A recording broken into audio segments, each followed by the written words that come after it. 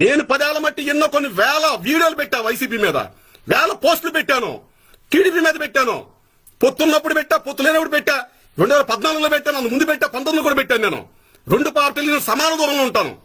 ఏ రోజు వైసీపీ వాళ్ళు వచ్చి నన్ను టీడీపీకి అంటగట్టలేదు. జనసేనగా చూశారు, జనసేనకు నా కౌంటర్ అటాక్లు ఇచ్చారు, తిట్టారో తిట్టించుకున్నానో ఏమైనా జరగనివ్వండి, నా ఇంటి మీదకి వెళ్ళారో, కొట్టారో, దాడులు చేశారో, కేసులు పెట్టారో, అంతా కూడా జనసేన వైసీపీ లాగా జరిగింది. కానీ ఏ రోజు నన్ను టీడీపీకి అంటగట్టలేదు. మరి ఈ లోకేష్ సోషల్ మీడియా టీం వచ్చే రోజు నన్ను టీడీపీకి అంటగడతారు.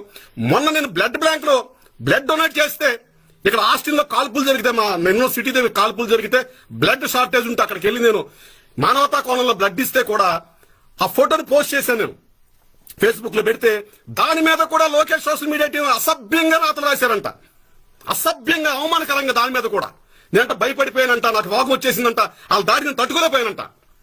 నేను రక్తదానం చేసి ఎంతో హెల్దీగా ఉంటే ఈ లోకేష్ సోషల్ మీడియా టీము అక్కడ పోస్ట్ లో కూడా పెట్టాను బ్లడ్ డొనేషన్ అని చెప్పేసి. అక్కడ సెటప్ చూస్తే కనిపిస్తుంది, సరే ఇక్కడ ఒకటి ఉంది మనకి, కిందకి పైపు కిందకి వెళ్తుంది, సెలైన్ ఉంటే పైకి వెళ్ళిద్ది. కనీసం ఇంగిత జ్ఞానం ఉండాలి కదా మనుషులకి. మనం మాట్లాడుతున్నప్పుడు ఖచ్చితంగా ప్రతిఘటన ఉంటాయి, కానీ ఈ విధంగా ఉండదు, ఈ విధంగా ఉండదు.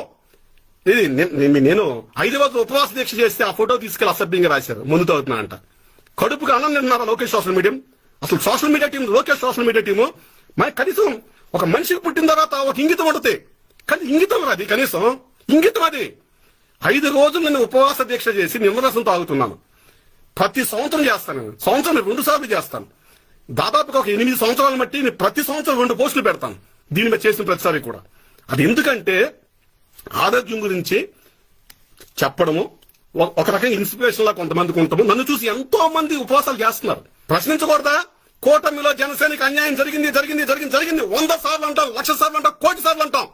అన్యాయం జరిగింది కాబట్టి ఈ రోజు రాష్ట్ర వ్యాప్తంగా ఉన్న కార్పొరేషన్ చైర్మన్లు కావచ్చు, డైరెక్టర్లు కావచ్చు, అలాగే మన సొసైటీ బ్యాంకులు కావచ్చు, సహకార సంఘాలు కావచ్చు, ఏమైతే మార్కెట్, అలాగే స్థానికంగా ఉన్న మార్కెట్లు కావచ్చు, దేవాలయాలు కావచ్చు, జనసేనకి ఎంత శాతం ఇచ్చారో శ్వేతపత్రం రిలీజ్ చేయగలరా తెలుగుదేశం వాళ్ళు? నియోజకవర్గం వారీగా జనసేన పార్టీకి ఎంత శాతం, మాకు కావాల్సిన పర్సంటేజ్, ఎంత పర్సంటేజ్ ఇచ్చారో తెలుగుదేశం నేతలు శ్వేతపత్రం రిలీజ్ చేయగలరా?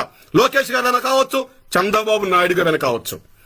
శ్వేతపత్రం రిలీజ్ చేస్తే మొత్తం బయటపడుతుంది ఎంత శాతం అనేది. ఈరోజు 10% కూడా జనసేన పార్టీ ప్రభుత్వం లేదండి. ఆ రోజు ఇచ్చిన హామీ 30% పెద్ద మనుషుల ఒప్పందం, ఆ రోజు ఇచ్చిన హామీ 30% పెద్ద మనుషుల ఒప్పందం ఈ రోజుకి అమలు జరగలేదు. ఎందుకు అమలు జరగడం లేదు అడుగుతాం. 100 సార్లు అడుగుతాం, 1,00,000 సార్లు అడుగుతాము.